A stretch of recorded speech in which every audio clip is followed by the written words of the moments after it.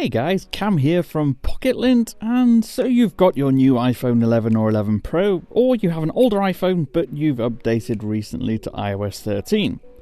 There's probably a lot in this software that's new to you, so we've cherry-picked a few of the new features to show you some here in this video. And to save myself from waffling any further, let's get straight into it. First up is all about dark mode. Dark mode is a major new feature in iOS 13, and there are a couple of ways to activate it.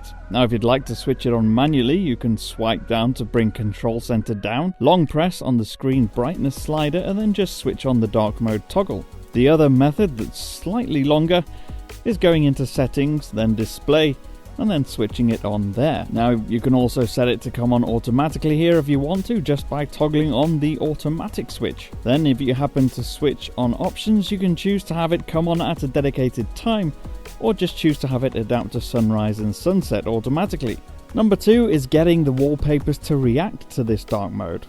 So iOS 13 has new wallpapers, and some of them turn dark with dark mode if you want them to. So if you head to settings, then wallpaper, then toggle on the option that says Dark Appearance Dims Wallpaper.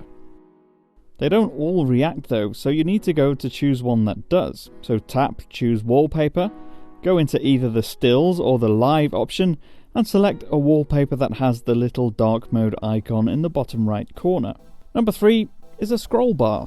Now if you scroll up and down on a web page or a Twitter feed or frankly any other number of apps, you'll see a slim bar appear on the right side of the screen. Now if you long press it, it gets thicker, and you can just drag it up and down like a scroll bar on a computer. Along a similar vein is number 4, and that's dragging the volume bar. So in a similar way, if you're playing music, you can press one of the volume buttons and it brings up a volume bar on the screen. Slide this up and down and you get more fine-tuned control over your volume.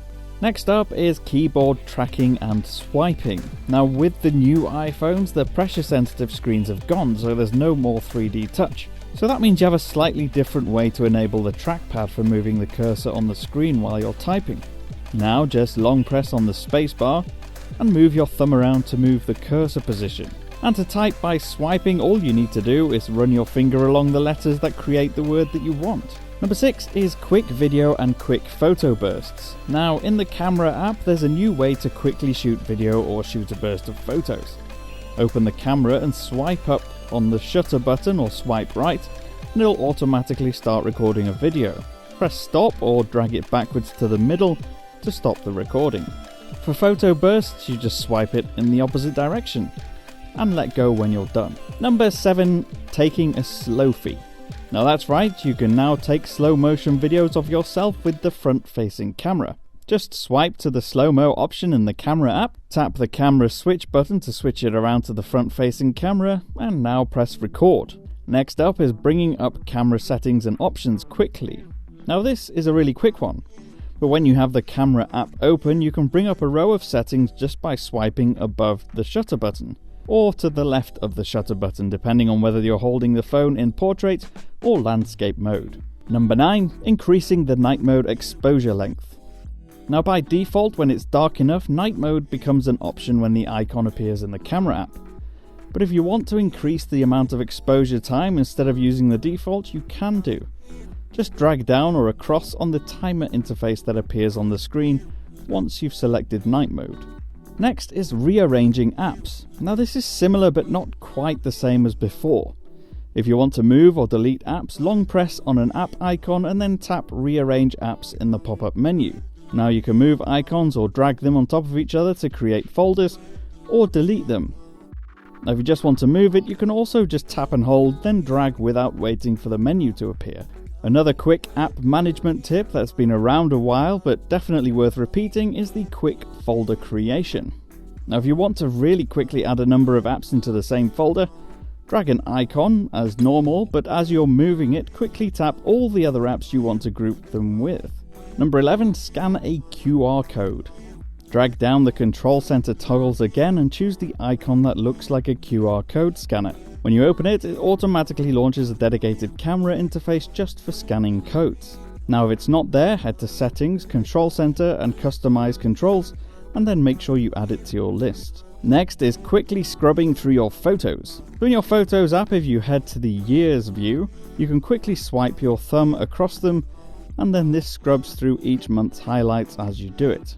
Number 13 is Memoji stickers. Now if you've already created your own custom Animoji character or Memoji character, you can use your own Memoji sticker when you're typing in virtually any app. Just press the emoji button on the keyboard and you'll see the reactions on the left side of the regular emoji. And tap the one that you want to send. Or press the 3 dots to see more options. Lastly, 3D buildings in Maps. Now, Apple has added new 3D buildings within its Street View alternative in Maps in iOS 13, but it's limited to specific cities and locations for now.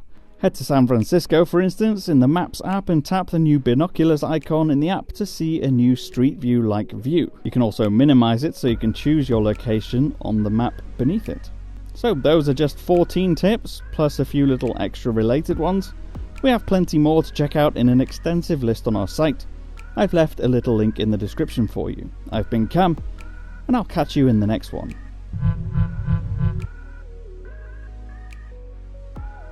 Hey, Cam here, and if you want to check out more of our videos, you can do. I've left a couple in the boxes over there in the corner, or they were that way. Anyway, you can do that, or you can hit that big round subscribe button, and I would be very grateful if you did that.